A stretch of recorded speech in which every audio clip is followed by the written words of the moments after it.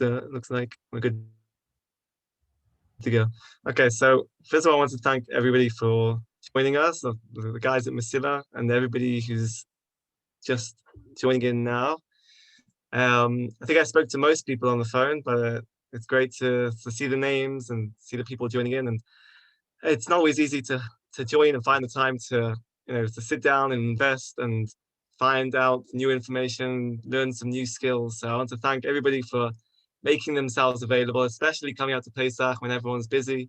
The idea behind this actual workshop is to do it as close as possible to Pesach, so you can have the ideas that you're going to hear from Yishai and it'll be fresh in your mind to help you in preparation for Pesach. And hopefully also you're going to learn some more skills after Pesach in general skills for budgeting and financial managing. So I just introduced myself. I'm Jonathan Rosenhead, a student social worker at the Lishkat Ravacha in Neve Yaakov. And there's two ideas behind this workshop. One is the obvious one, which is to learn skills about financial management, and that's Yishai's department. The second idea, the second goal, is that because I'm working in the Lishkat Ravacha as an English speaker, originally I'm from England, I'm trying to bridge the gap between the English-speaking community in Neve Yaakov and possibly beyond. At the moment, the focus is on Neve Yaakov, to try to improve the communication, the level of connection between the Lishkat Ravacha and the Minhal HaKilati. This is in cooperation between the Minhal HaKilati and the Lishkat Ravacha.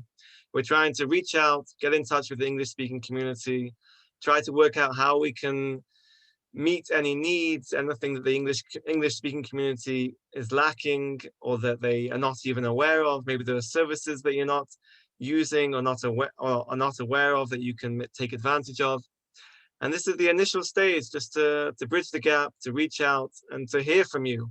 After this workshop, I'm going to send out a very small questionnaire just to get your feedback on this workshop and just to hear from you what other workshops you might be interested in, what needs you might actually have that we can try to look into and see how we can come up with ideas to meet those needs. And I hope you enjoy the workshop. And if you've got any questions, you can send me private messages, you can send me an email, you can be in touch with my phone number. I'll be happy to hear from you. This is just the beginning. We're gonna keep in touch after this as well. Okay, so now I'm gonna hand over to Yishai. Okay, thank you, Jonathan. Good evening to everybody. So, like Jonathan started, thank you to everybody for taking time just before Pesach to come and learn about finances. Everybody's taking time from different things. Some people are taking time from their business money. Some people are taking time from cleaning. Some people are avoiding cleaning by coming here. So whatever your reason is for coming, but the fact that you're spending some time to learn some skills and gain some information regarding personal finances is something which is commendable and something which hopefully will stand you in good stead, and hopefully will be able to give you some skills or some knowledge about the subject. One of the attitudes that I constantly stress in every course that I give and all the people I work with is that everything takes effort in whatever we do in every field, and relevant to the financial stability field and personal finance field. So it takes immense amount of effort to maintain and to perpetuate a unhealthy and negative financial reality. People who have enmeshed in debt or are making bad financial decisions, though that takes energy all the time. It takes energy to maintain that. And with a little bit of effort and rechanneling of that energy towards better financial stability, towards learning the skills, gaining the information. So ultimately, that same energy is spent in a positive way. And ultimately, it will require a lot less energy and effort to be financially stable and financially responsible. when we sit with people, we see the immense amount of strain at every level that financial mismanagement drains from a family, from a couple, from an individual, and it's certainly worth the effort putting into the right direction. Specifically, just at the beginning again, I want to thank Jonathan for putting this together with Lishchat HaRavacha and the Minal HaKilati of Neve Yaakov. It's almost it's a certain level visionary to bring this, from the Lishchat HaRavacha to teach these skills, instead of firefighting the problems to avoid the problems. It's certainly something which is complimentary, and thank you for doing that. I always like to, yeah, so there's a message in the thing. Everybody was welcome to turn on their camera if you choose. I tend to find on Zoom that it's always the same people that are following me around wherever I talk. It's the same black screen. So, but if you're welcome to put your camera on if you want, or if you don't want. I like to start every talk with a small Dvar, with a small Vart. And I was thinking over the last couple of days what I should say. And nothing came to me, nothing struck me immensely strong. This morning I was preparing some Haggadah, and I came across a beautiful Malbim, which I think pretty much is going to encapsulate what everybody feels, and hopefully what the skills we're going to learn tonight. The Malbim in the Kiddush of the Seder says, we say, Vatiten lon Hashem lekeinu b'ahava, that Hashem gave us the Pesach with love, b'ahava. So he says like this. I'm going to read the words just because it says everything better than I'm going to ever say it. Eina moedim l'ra'asenu, the Yomim Tovim are not for our bad, Chalila.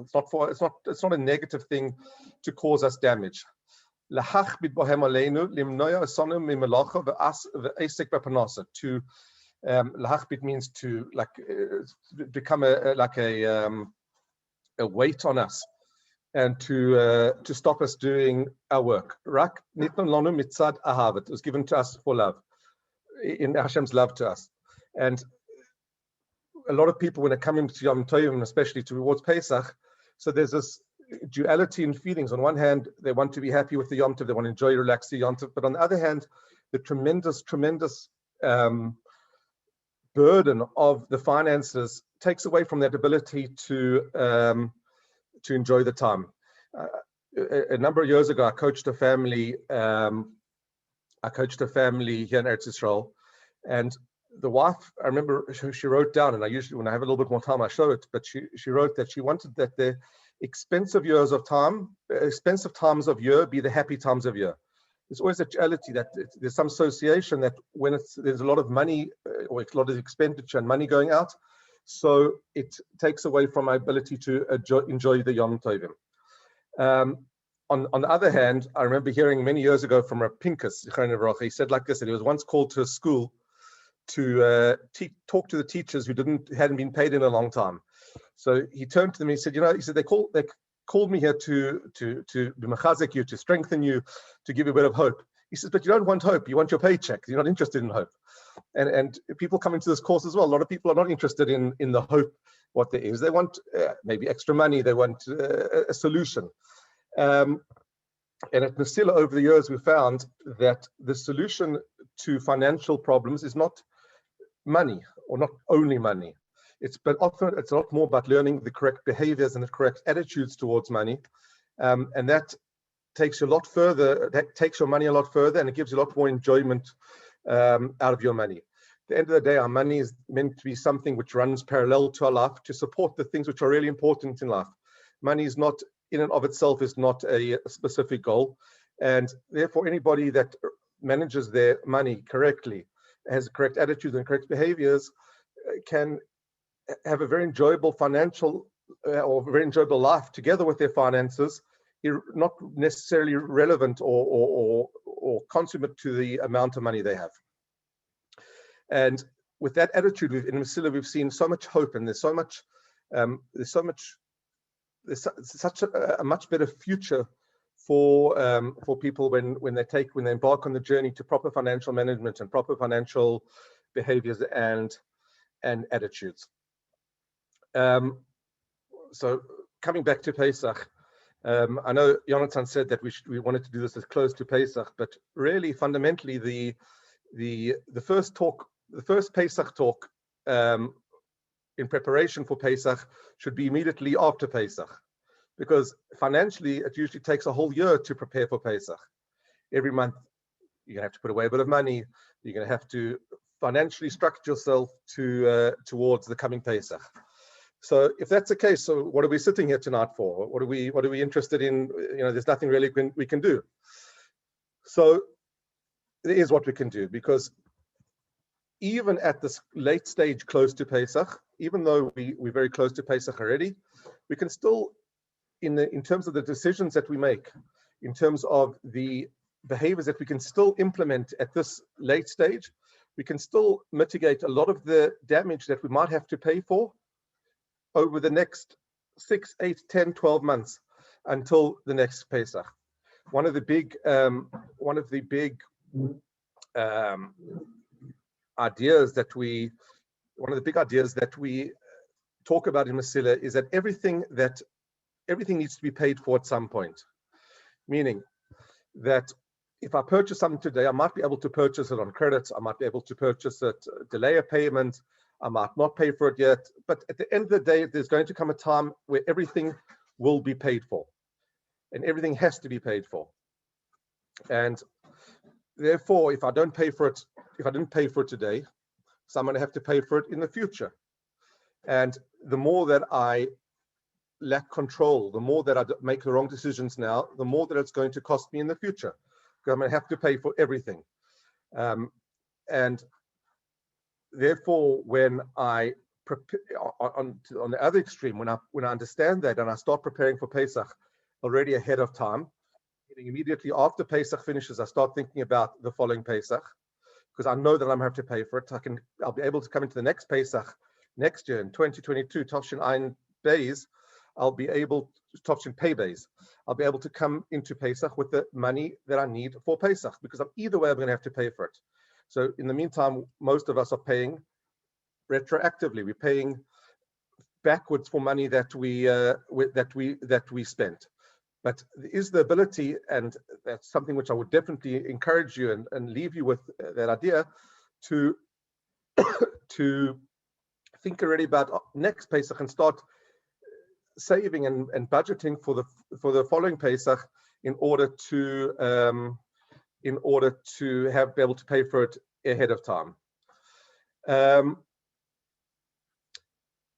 So that's as an introduction.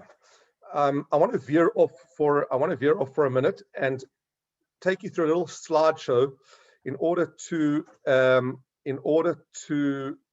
give you a bit of an overview of personal finance. It's a bit of a story, and once we understand that, we'll understand a lot more about the whole structure where Pesach fits in and what we can do.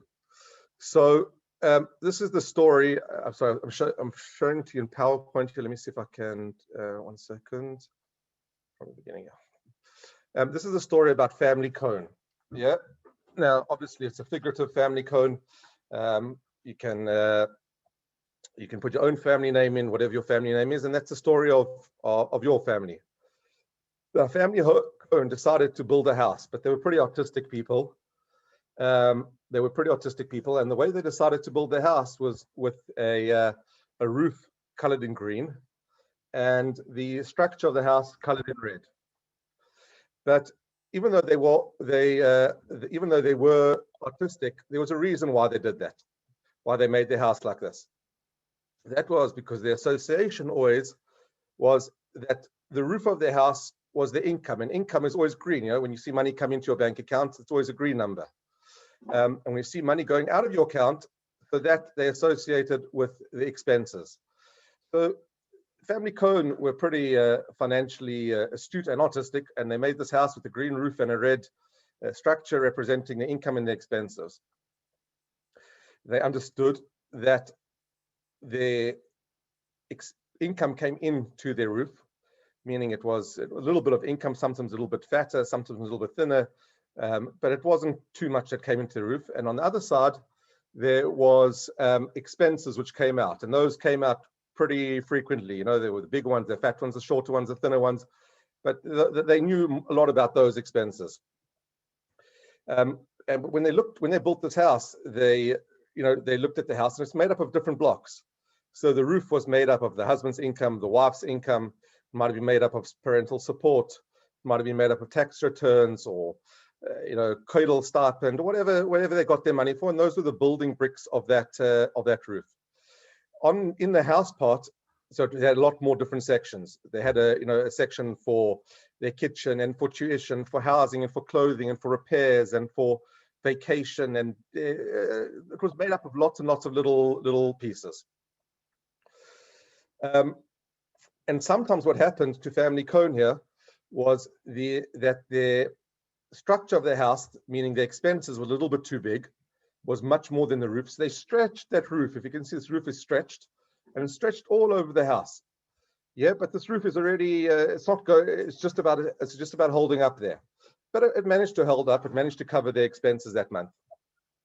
And sometimes it was other months with other way where the expenses were a little bit less, and the roof stayed up. Was pretty stable on their house. But then there came the months where the roof didn't cover their expenses. The roof didn't cover their structure. And if you see, there was a gap over there. There's a bit of a gap there. So what did they do? They needed to cover that part of the house as well. So they were also they're pretty good at building and renovations. They moved the roof. They moved the roof over to the other side of the house, because that side of the house needed to be covered. And then what happened is the other side was empty. So they moved the roof to the middle to cover the middle.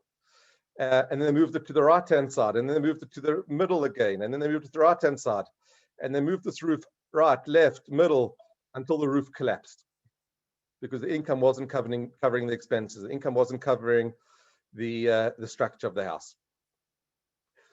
So family Cohen's ideal situation is that the structure of the house, the roof covers the structure of the house. The income covers all the different segments and the different building blocks that make up their house, the different expenses. That's the ideal situation. And then everybody's happy when you get to that situation.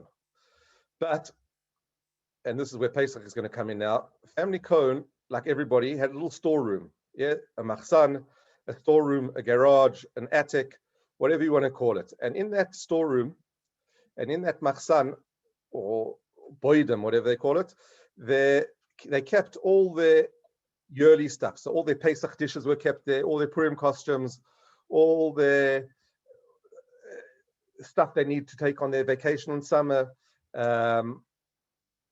all the broken furniture, everything was stuck into that little storeroom. And that little storeroom also, again, has a structure and has a roof. It has income and it has expenses. Yeah, because Pesach costs money, and Pesach, you have to spend money in Pesach. Purim costs money, and Purim, you have to spend money. Hanukkah costs money, you have to spend money. Your vacation costs money, you have to spend money, and you have to bring in money. And they had the problem with that storeroom of theirs as well, was that it didn't, the income on that storeroom, the roof on that storeroom didn't cover it. So they moved it as well. Oh, sorry, so it didn't cover it. Now, what they decided in some years, that the income over a year, I mean, they got a big tax return or something like that, and the roof was much bigger than the expenses. But most years it didn't cover. Now, ideally, they wanted to cover as well. Like their house, they want that storeroom to be covered. Now, in a year, and you'll understand how this fits into Pesach, in a year where the roof of their storeroom, the roof of their machsan didn't cover their expenses. So what did they do? They had a good idea. They took the roof from their house, and they took that roof to cover over, or to shelter, that little storeroom over there. Now, as you can probably well understand, that created a problem in the big house, because now the roof that was already stretched on the big house now has moved over to another expense. And in a good year where family Cohen is doing well, so they use it the other way around. They use the extra expenses from the extra income from yearly expenses, and you help it to cover the big house, the main house expenses. So when family Cohen's situation is like this, sorry, I'm going to stop. I'm going to stop at this slide. So, in a nutshell, that little story, what it told us, was the structure of personal finance. Personal finance or household finance. Personal finance is about the income coming to my house and the expenses going out of my house. In addition, it clearly illustrated that there's a whole separate section of annual expenses.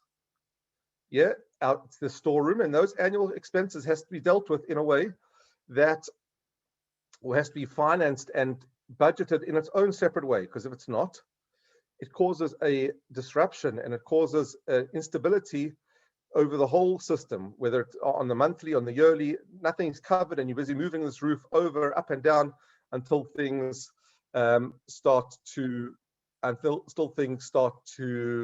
crash. And things do start to crash. Unfortunately, we've seen it with Messila. Not when we try to save the people, but when people don't manage their finances properly, there comes a point where you can't sustain it anymore. For an example, I spoke to somebody today. Somebody called me.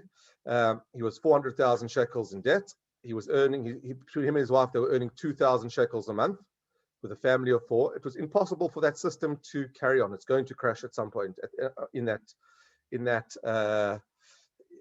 under those circumstances. So we have to be immensely aware of what's coming in, what's going out, and where does it fit into the big picture. And also, like we said, how it's affecting the big picture. If I'm taking from a monthly expenses to pay for my yearly expenses. So that's a view of personal finance and how Pesach fits in. Pesach fits in because there's a month now where I don't have enough income. Well, people who haven't planned for it don't have enough income. They're going to take from their monthly expenses, the regular monthly expenses, and they're going to use it to cover their yearly expenses. They're going to use it as a roof for their storeroom.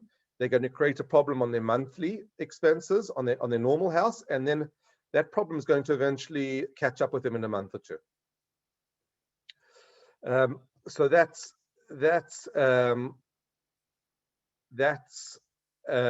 with regard to personal finances. Because of we are short of time here, we don't have a tremendous amount of time, so I'm going to change tracks completely. At the end towards the end, I'm going to show you a proper budget that we prepared at Messila, and that you'll be able to use. You'll be able to use going forward. In fact, I'm actually going to show it to you now because I think it makes more logical sense to do it now. So let me do it now with you, and then you'll be able to take that with you. So, so when preparing a budget, planning for Pesach. So you're going to, the more we plan, the more we prepare ahead, the better chance we have of causing damage, or the less chance we have of causing damage. Now, a budget fundamentally comes from, in Hebrew, is called a taktiv. Yeah, that's what a budget is called. And the word taktiv can be broken down to 3 shoroshim, 3 core things. One is a kitzvah. Yeah, a kitzvah is a rhythm. Every family runs with its own rhythm. It's got its own priorities. It's got its own things which are important. Sorry, did I say kitzvah? Sorry, kitzvah. Sorry, I'm confusing you. Kitzvah is how much you put into each category. Kitzvah is an allotment. A kitzvah is an allotment, and a budget says I'm going to put into each category a certain amount of money for things which are important for us. Yeah, things which we decided are important, with things which are priorities, things which we feel are necessities, and I'm going to sit down and decide before, where do I want to put my money? One of the marshal we give in Masila, which is a very clever marshal, is like this: is that when a child comes home from school, from cheder, in the winter, yeah, what do? They take their coat, and where do they put it? They put it on the couch. Yeah, the next kid comes in and needs to sit on the couch. So what do? They pick the coat up and they put it on the table. The next kid comes in, he needs a table. So what does he do? He puts the coat on the floor. I mean, on somewhere else. And this coat spends its day going around the house because everybody needs it. It needs the space where it's occupying. What's the solution to that? The solution to that is you buy a coat hook or a stand, and you put it there because it's got its place. Now, the same thing is with money. If we don't give an address to our money, if we don't tell our money where to go, we don't tell how much to go, where to go, it'll find its own way of doing whatever it does, and it'll be completely unstructured and just go around in circles and cause a lot of stress. So that's the first part of budget. A budget is a kitzvah, is putting money to a specific area. It also is a ketzev. Ketzev is a rhythm, and that's like I started before. Ketzev represents a family's own rhythm. When money comes in, when money goes out, when the salaries come in, when expenses go out, what's important for us, what our priorities are. And the last thing that a taktiv can be, the word can taken out of it, is a katsav, which means a butcher. I mean, sometimes when you're left with no choice, you have to cut. You have to cut to make the necessary adjustments to be able to fit the income into the expenses. And the understanding is that a budget is there to support the family's needs. A budget is not an academic exercise in seeing where the money goes. It's there to help channel money into the right areas. Now, the resistance that always comes from budgeting, and the resistance that comes from budgeting always is that the minute I tell you that there's a category, it's going to create I'm going to feel boxed in. I want to live freely. I don't want to have to think. I don't want to have to be bound by anything. And when we think about it, yeah, we've got a lot of boundaries ourselves that we do know and we don't know. One of the stories that we always tell is about a cheder. There was once a cheder in Yerushalayim that didn't have enough money to enclose their roof with a fence around it. So what did they do? They needed somewhere for the kids to play. So during the recess time, during the break time, all the kids went down onto the roof, and each one of the teachers, each one of the rabbis stood in each corner. Yeah, they stood in a corner.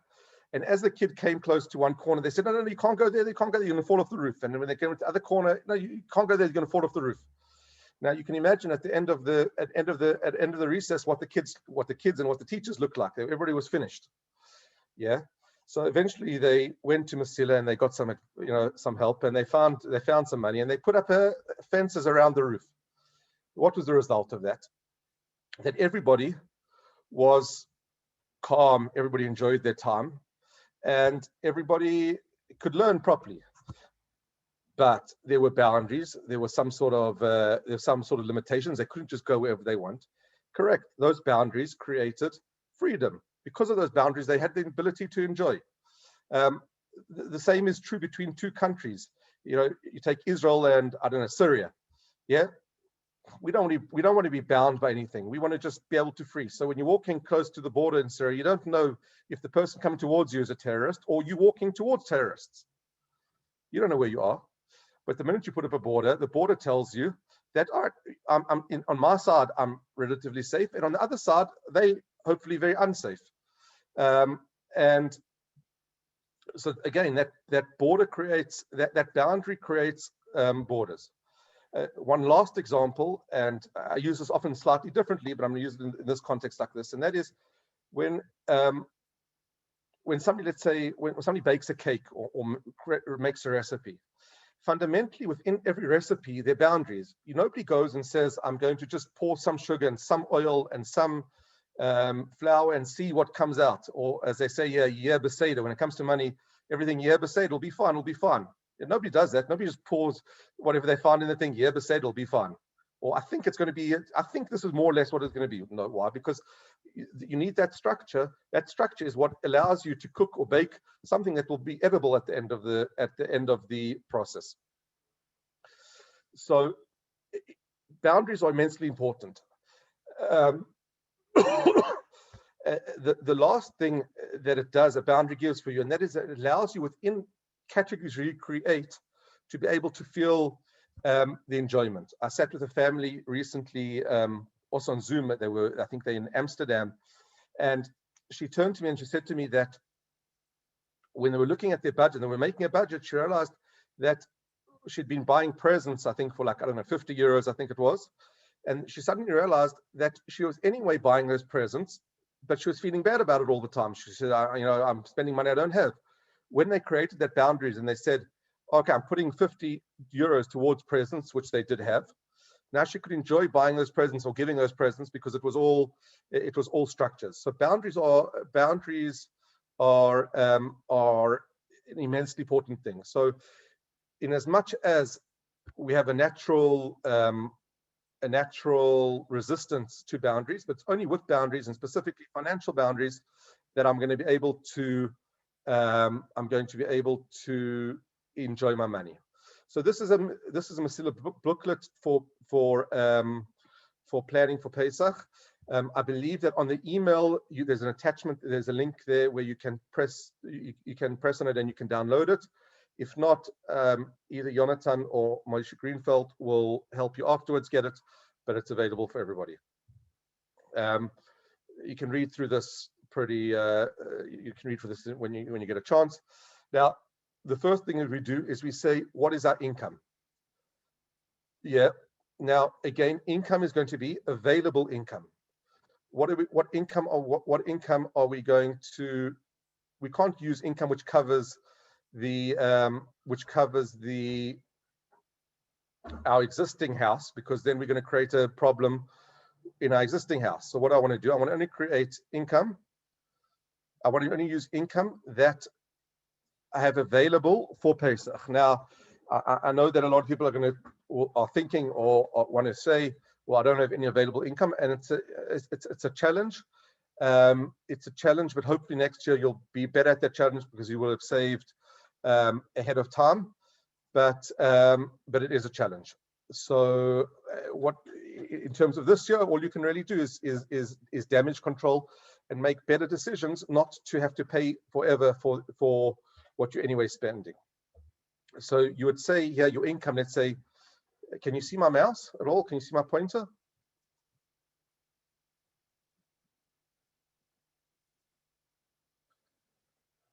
Nope, you can't see a pointer. Let me just try to get a pointer here. Yeah, it's very small, but we see it. It's very what? We see a small black arrow moving around. All right, let me just try to get a pointer here so I can.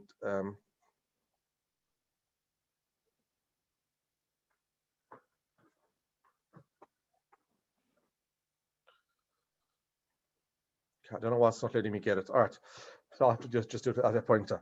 So you would say your little black income. arrow. Sorry. We see a little black arrow. Now it's on the top of the screen. All right, fine. Now it's by savings account.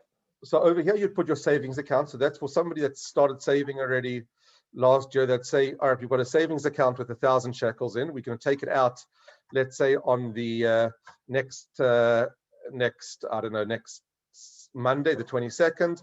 We're going to take out 1,000 shekels, and the actual amount might be, we thought it was 1,000 shekels, but it was really 900 shekels. And you'll go through all these different categories and see where your money's coming in and where your income is going to come from. Yeah, it might be that you might get from your koil, you might get klushim.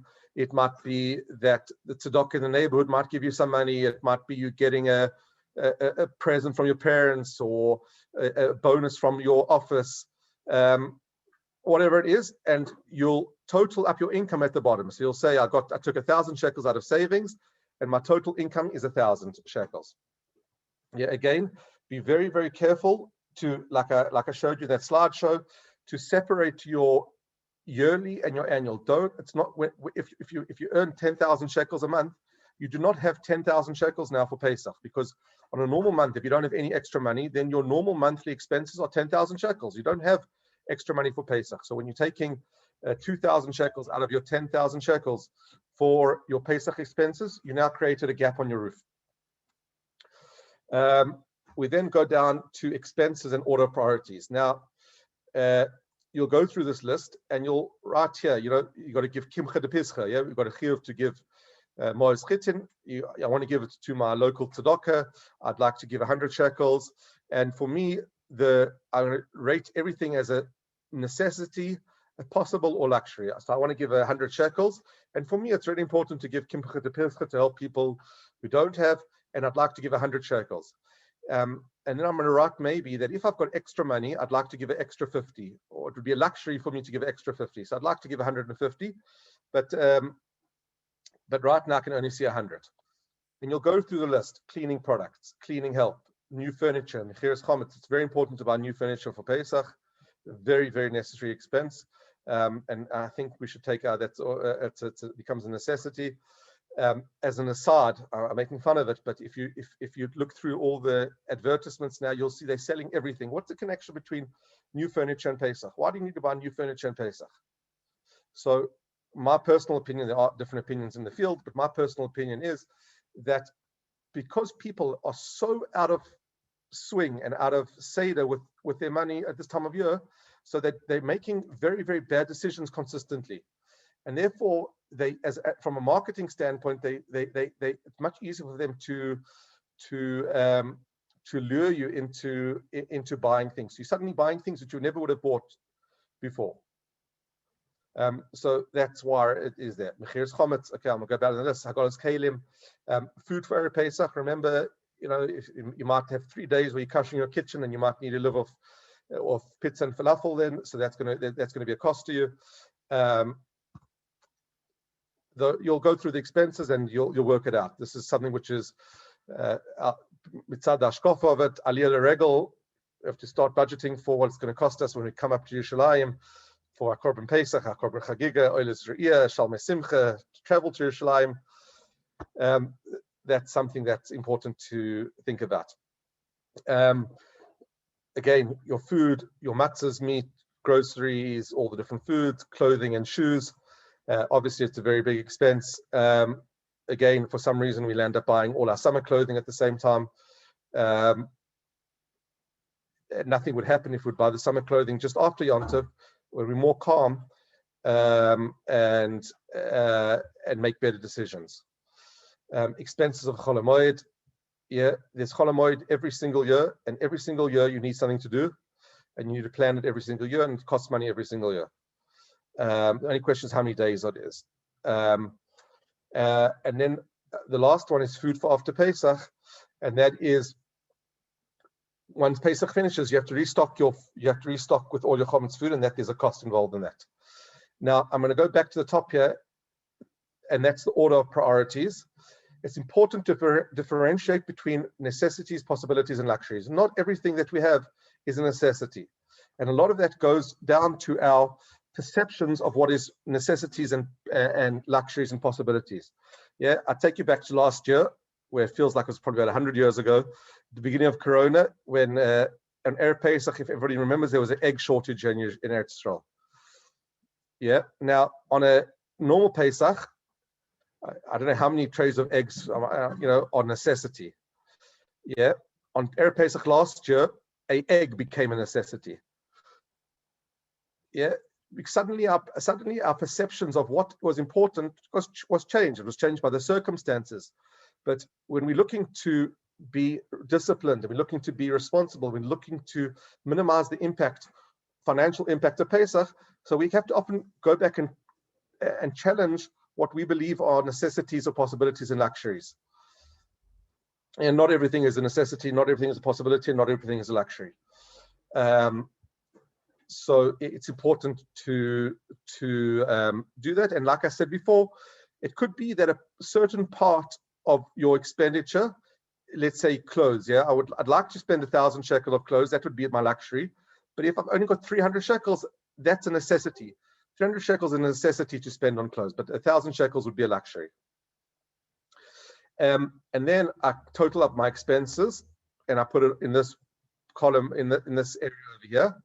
I go back up and I take my total from my income and I copy it to over here, put my expenses over here, and I put my differential, and I get to the number to understand what I have or what I'm missing.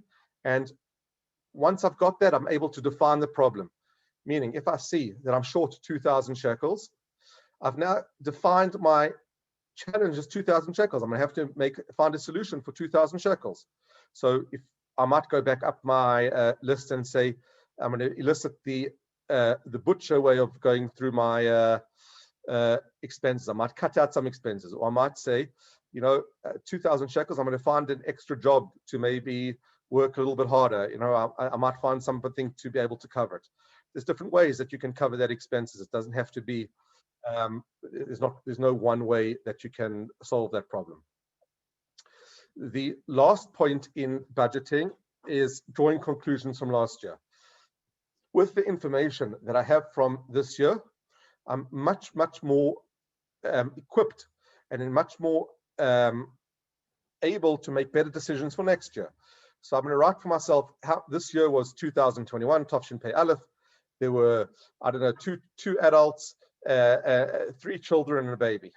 And we ate out 1 meal, so we prepared 4 or 5 meals, 3 meals. In Chol Hamoed, I don't know who prepared this document. I don't know who has light meals in Chol Hamoed, but I think we need to change it to heavy meals in Chol Hamoed. So meals in Chol Hamoed, how many guests do we have? Not every year is the same. This year a lot of people are stuck here, so people who have made Pesach here many years might be having more guests this year because there are a lot of people who are stuck. And we hosted for however many meals, and we traveled, whatever it is, and we write down notes to remind ourselves what happened last year. We then save products. Yeah, or if you're going to save products, some people don't, but if you're going to save products, you might have paid 17 shekels for a bottle of oil. I don't know what oil costs this year, but you might have paid 17 shekels for a bottle of oil. Now, if I bought 5 bottles of oil and I only used 4 bottles of oil, and then I take that 17 shekel bottle of oil and I use it for my, then I use it for when it's not Pesach, when a normal bottle of oil costs 5 shekels, I've wasted 13 shekels on nothing. Where that oil might still be in date till next year, and I can save it, and I've saved myself a bottle of oil for next year. For example, I'm just giving an example as that. So when I go into next year, I'll either know that I only need 4 bottles of oil, or I know that I need 4 bottles of oil and I've got 1 bottle of oil saved, so I'll only need to buy 3 bottles of oil. And chart 4 over here is for unused amount left over from purchase in the Pesach box. Yeah, so there's a lot of stuff. You might buy 1,000 disposable knives. Yeah, and you found that you only used 3. Now you obviously don't. You've got enough disposable knives for the next 100 years, or sorry, 70 years. So you might want to save.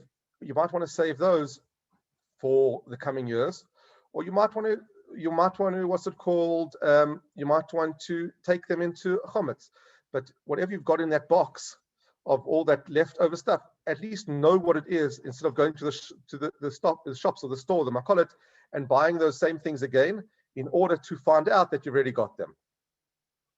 The last thing here is your shopping list and amounts. It's an incredibly important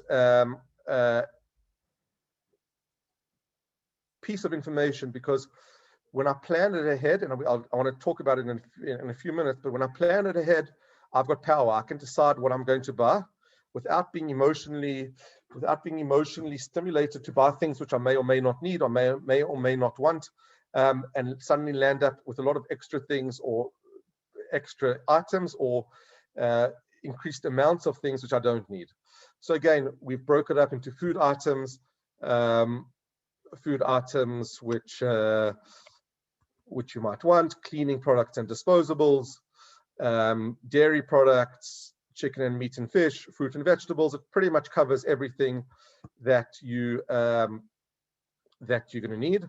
And again, you're going to estimate your cost, and you're going to see your actual cost. It's very important to get a idea of what do you think it's going to cost you and what it really cost you, because there might be a big gap between those two, and that's information that you'd want to know. So that's what a Pesach budget would look like. Like I said before, that you'll be able to get it afterwards, but the amount of time that it takes to fill out that budget is worth the effort, because you'll save yourself a lot more energy later on in the process when you're trying to clean up the mess from that. Let's say, for example, you earn 50 shekels an hour, yeah? Let's say it takes you 2 hours to fill out this budget.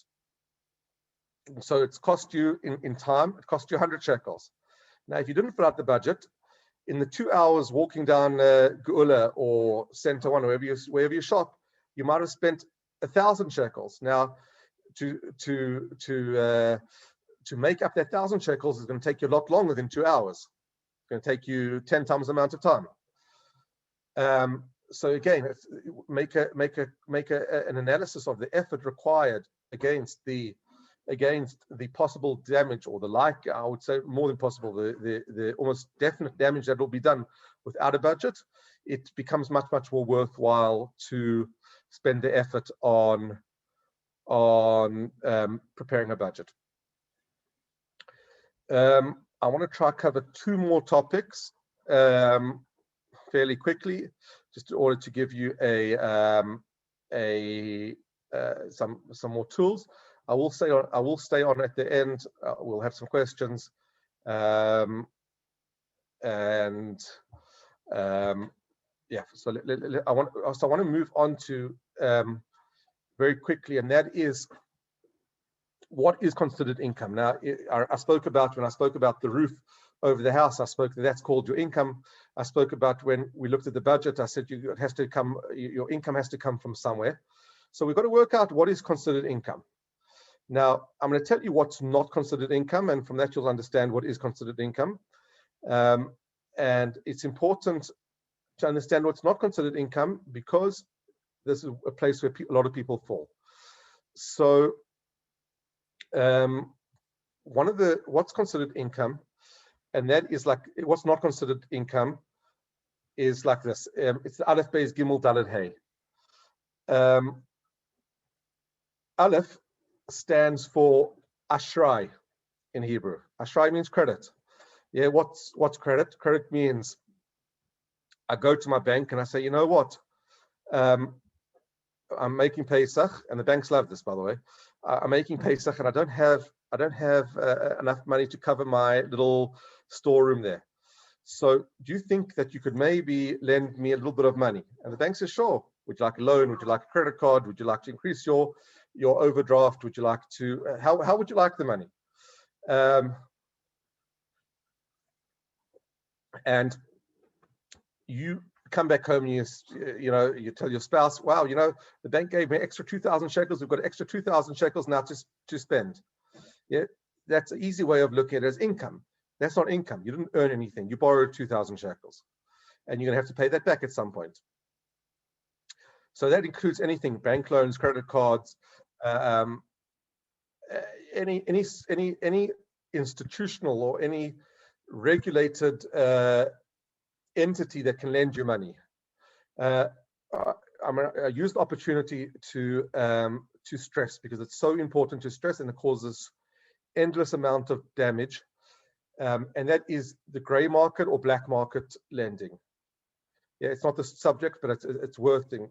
People, when they're under immense amount of stress, make bad decisions. They look in the Yated Neman, or they see all these different places that will lend you money without worrying about your credit history, without worrying about even if you've got existing debt, all the different. They'll lend you money for everything.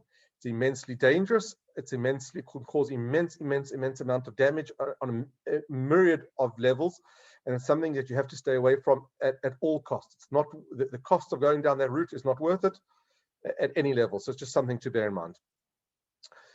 So that's the aleph of what's not considered income. Bays is the bank. Yeah, the bank is a bank loan or an increased overdraft. Yeah, an overdraft is a one-time benefit. You only ever get one benefit from that overdraft, and after that, you're always using you always are going to be using it. You're always going to be paying it back. So that's base. Gimel is a gemach. When I lend money from a gemach, that's not considered income. I'm borrowing somebody else's money, and if I can't pay it back, I'm stealing from somebody else. I had the same conversation I had today with somebody, and that he told me I mean, he's holding at the point where he's considering considering declaring personal bankruptcy, but he's got a shaila about it. Why? The shaila is he allowed to declare personal bankruptcy because he owes people money? So I said to him, I don't understand your question. When you borrowed the money and you couldn't pay back, why didn't you have that question then? You suddenly now, when you on the verge of declaring bankruptcy, that you've got your question of honest question, and the answer is that at the time you made a decision under pressure, but fundamentally borrowing money that I can't pay back is stealing. Yeah, pretty much as simple as that. Daled is dibarti ito. I spoke to him. The proverbial the check is in the mail, the check is in the post.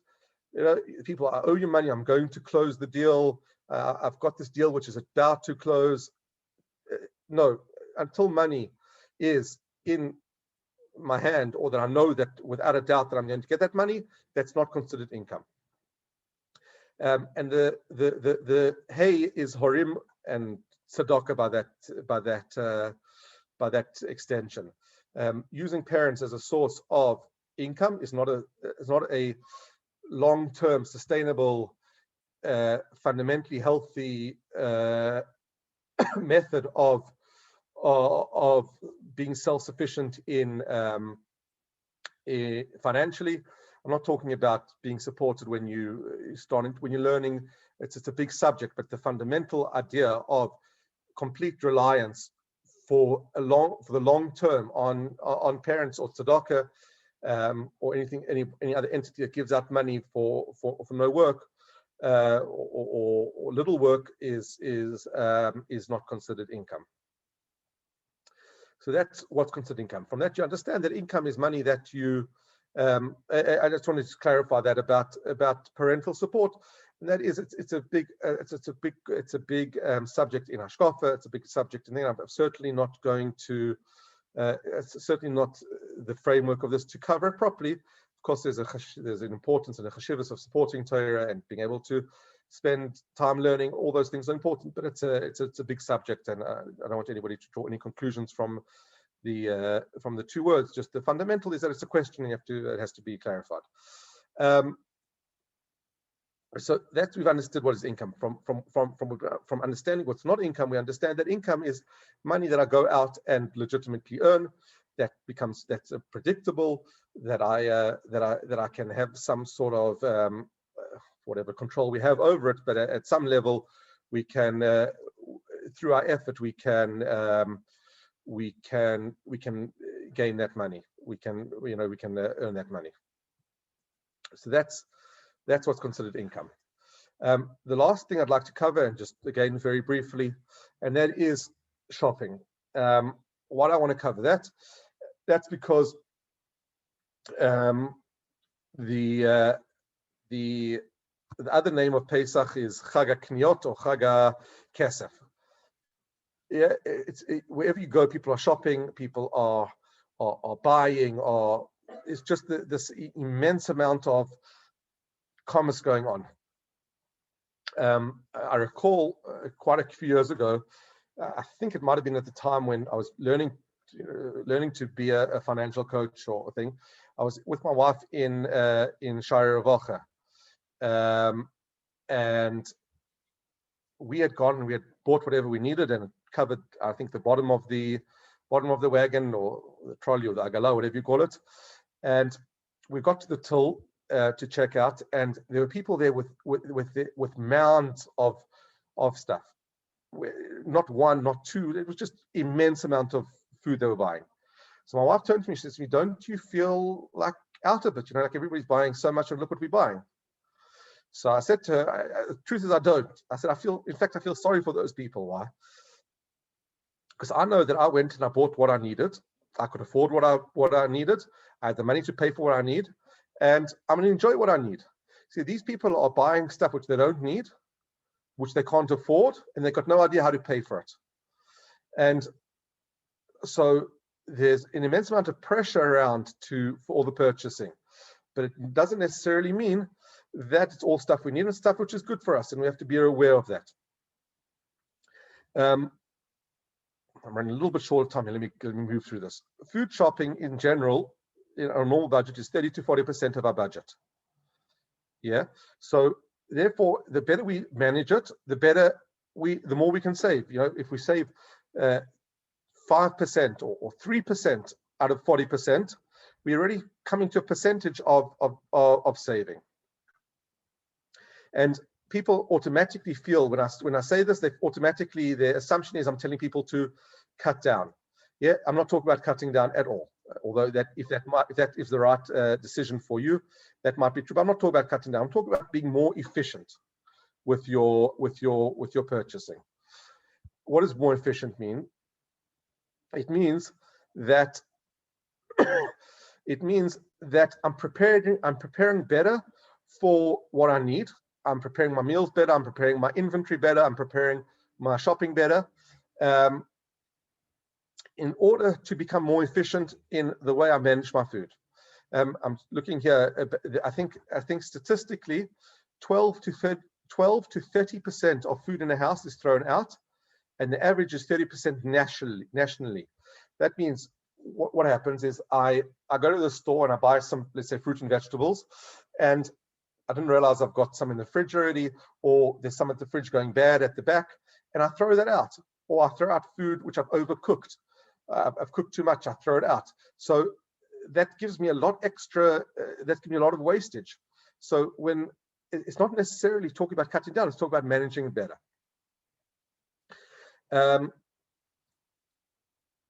And there's also a lot of perceptions with food, and this is something that we talk about a lot, and that is, you know, some people feel, you know, if their fridge is empty, they feel like they feel poverty stricken. One of the answers I once heard, very clever answer, was that what would you prefer, empty fridge or empty bank account? Now, our perception always is our fridge has to be full, but empty fridge doesn't mean we're poverty stricken. Doesn't mean we don't. It just might mean we're managing our food supply better. So it's not necessarily we have to often challenge our perceptions, and challenge our perceptions also, let's say, maybe in, am I willing to eat something which is not a brand? Yeah, I'm willing to settle for something which is less. There are a lot of those perceptions, and everybody can think for themselves what their own perceptions are. So what's important is obviously to plan your meals. And with Pesach now, it's very easy to plan your meals. You know that there's X amount of days before when you're going to be Pesach. You know how many meals over Pesach. You know what you're going to eat, and buy the food according to that plan. Besides for the financial part, it's also good for the whole for Shalom Bayis and for everybody, for the kids. Everybody knows what the meals are. They're prepared. The most expensive way of eating is when nobody knows what to eat, and suddenly you have to cook up a meal, and you run to the makholot, you run to the store to buy something, or you buy takeout. That causes a lot of financial issues. So that's one part. And the last part I want to speak about is the actual shopping within the store, and that's a very important area, because the store here, especially in Israel here, all the stores are called Shari Revacha, Oisher Ad. They make it sound like they're giving you something for free.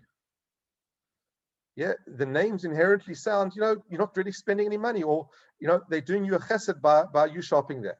Now, there's a website you can go check all the charities that are listed in Israel. It's called GuideStar. It's actually international. You can go check. None of the supermarkets are listed as a charity. Yeah, their goal is to make money. They pay tax. Yeah, they want you to spend as much possible and pay as less tax as possible. Their goal is to make you spend money. That's their goal. Now, I call it the battle. Yeah, when you go into a store, there's a battle going on. There's a battle between yourself and the store. The store wants you to buy more, as much as possible, and you on the other side has to control yourself or make the correct decisions to buy as least as possible to save your money for what's important for you. Yeah. Without going into a store without a proper plan adds approximately, I don't know if this is scientific, but it adds about 20% onto your bill. Yes, if you're going to in and spend 100 shekels, you didn't go with the plan, you'll spend 120 shekels. I once spoke to the guys at my college here, and he told me that they have statistics that the average person who comes in for a bag of milk to the makolet will spend, I think he said, 30 shekels. But you went to the makolet for a bag of milk. Yeah, but the whole structure there is to get you to buy more. So if you don't go with the plan, you're finished. If you go with children shopping, it costs you another 20%. Yeah, because children, you lose your focus, it's much harder. If you go shopping when you're hungry, you lose another 20% because you're buying things out of a hunger. You're not focused enough, and you're thinking with your stomach and not with your head. And if you go shopping with hungry children, you're absolutely finished. You've got no chance. So that's in terms of shopping. It's important to look at the prices of the things you're buying. Yeah, that's important. It's important to look above and below. The items with the highest markups always are at eye level because that's the most profitable. But if you look above and below, you might find stuff which is a better priced. The other idea, which is very important, and that is it's an idea in behavioral economics, and that is that the more supply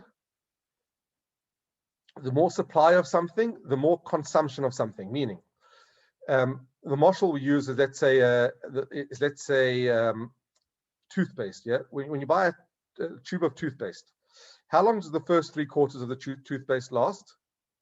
3 days. Yeah. How long does the last quarter last? 2 months. Why? So the answer is because when at the beginning I feel like there's a lot, so I use a lot. At the end, when I feel like there's a little bit, I use much less. The same thing is across the board with our consumption. The more I have of something, the more I'll use it. So if I find I don't know, tuna, if I can buy 8 tins of tuna for the price of 1.5. So if I buy that, I'll use 8 tins of tuna. Now, if I would only buy 4, I would only use 4 because that's what I've got. So the more I have of something, the more I'll use of it. And that's and obviously all the stores, that's what their goal is, to try to get you to buy more. So they'll entice you to buy things, bigger quantities than what you need. And you'll end up using it, and everybody will tell me, but that we needed that, but you didn't really need that. They convinced you to buy that. Be careful of all the sales. Be careful of all the things which are next to the tills. Most of those things you don't need. One of the very clever things one of my clients once told me is that they come up with a line with a saying: "If it's not on the list, it doesn't exist." Yeah, if it's not on the list, it doesn't exist. I go into a store. If it's not on the list, it doesn't exist. Now, a lot of the women always turn around to me and they say, "Yeah, but I went to the store and I remembered that I needed this. I remembered that I needed this." It could be true, but often the store helps you remember those things.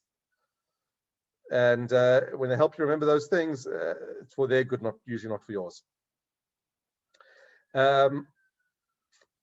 it's usually not for yours. Now, what was the last thing I wanted to tell you? The last thing I wanted to talk about was all the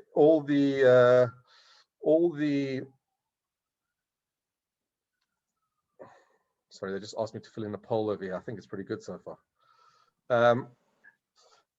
So the last thing I want to talk about is all the sales, the sales in the Shechunah, all the different sales. Now, those sales, two things: the sales and all the klushim that are given out over Yom Tov. Those sales, if you don't need the amounts, no matter how cheap it is, it's not worth what you're paying for it. Meaning, let's say, for example, I spend 100 shekels and I save a shekel. Yeah, so it's a genuinely good saving. I can't get that throughout the year, but to save that shekel, I have to put 100 shekels onto my credit card, and on my credit card, I'm paying 2% interest or 3% interest. So I've really just lost 2 shekels because I saved a shekel, but it costs me another 3 shekels to save that shekel. So the sales in the areas are very, if the things you need are there and you can afford it and it's the right price, that's fine. But to stock up for the whole year is not necessarily the right thing. And to spend, productive work time to save the few shekels is a question that you have to ask yourself.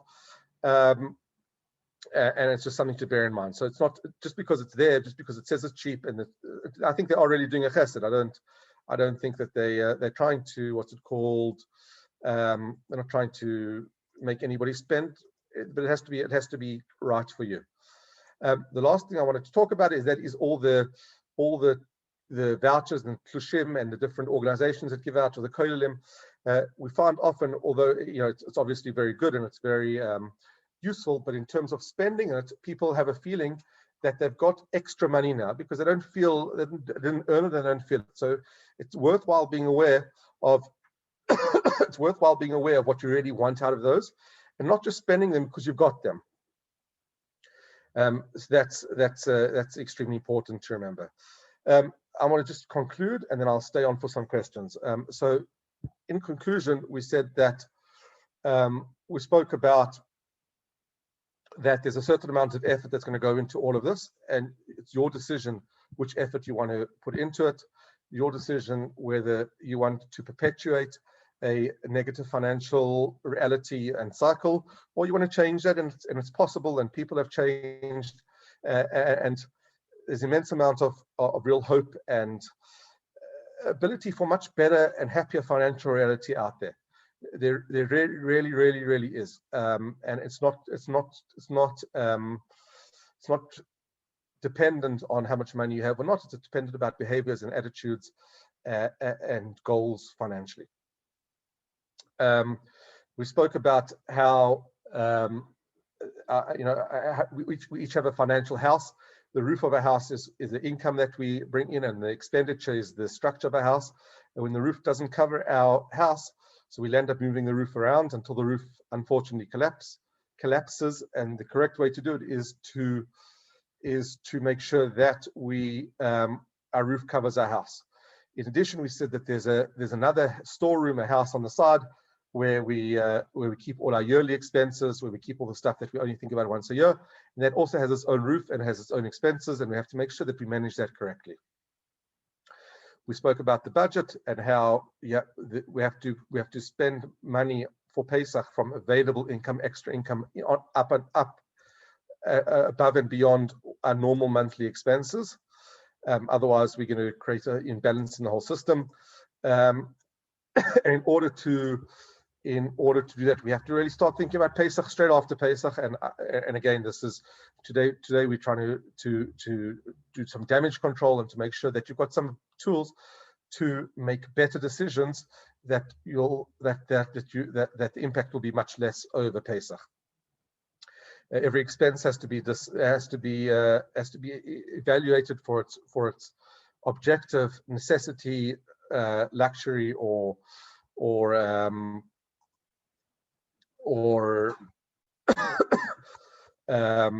possible value. What it really is for you, and to really have a good look and reevaluate and say that not everything that I always thought was luxury or necessity is, and maybe for other people it is, but for me it's not. And all that can be reevaluated. We then spoke about what is considered income, and to be aware that even if we can find the money, we can borrow the money, we can somehow arrange the money over to cover the roof of our little shed or storeroom.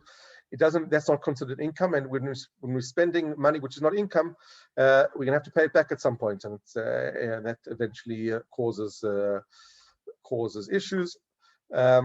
We spoke about shopping and preparing ahead of time, going prepared both in terms of meals, both in terms of shopping list and the battle that you encounter when you're in the stores and in the shops, and how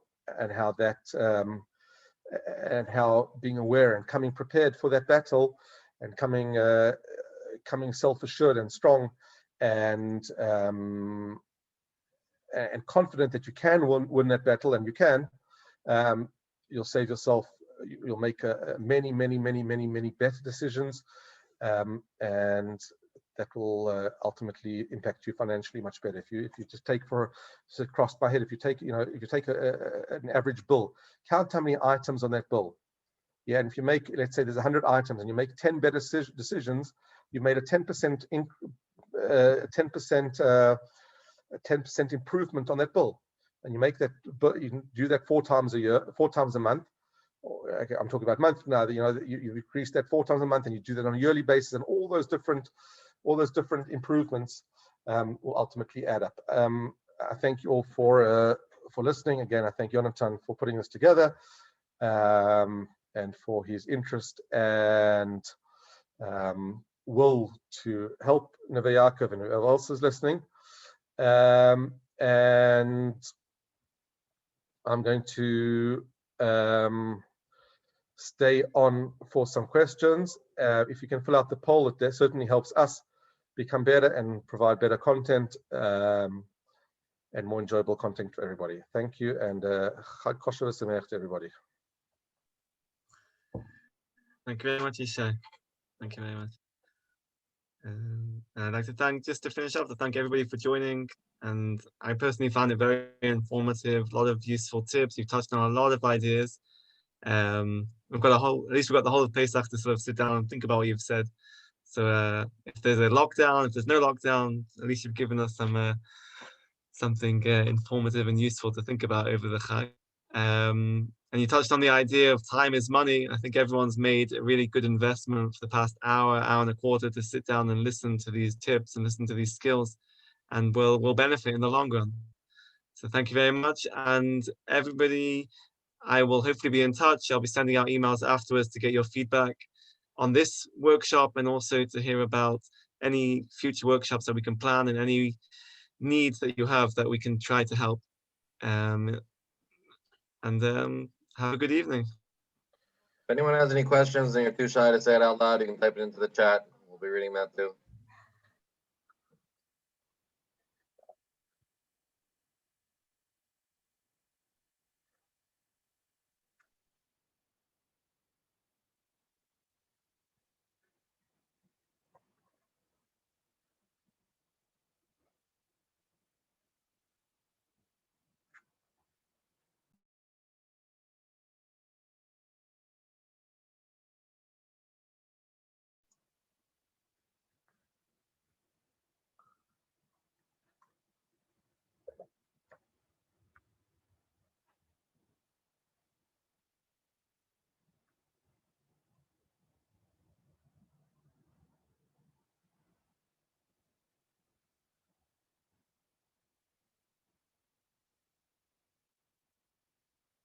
Moshe Greenfeld, somebody's having issues submitting the poll after completion. I don't know if you can help.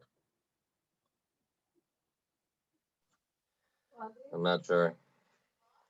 It may have already submitted, or why do you think it didn't submit? It says you have to answer all the questions. You answer all the questions, you'll be able to submit it. Okay. Good to know. Maybe I should make it that you don't have to. Isha, I thought that was fantastic. Thank you. It's my pleasure to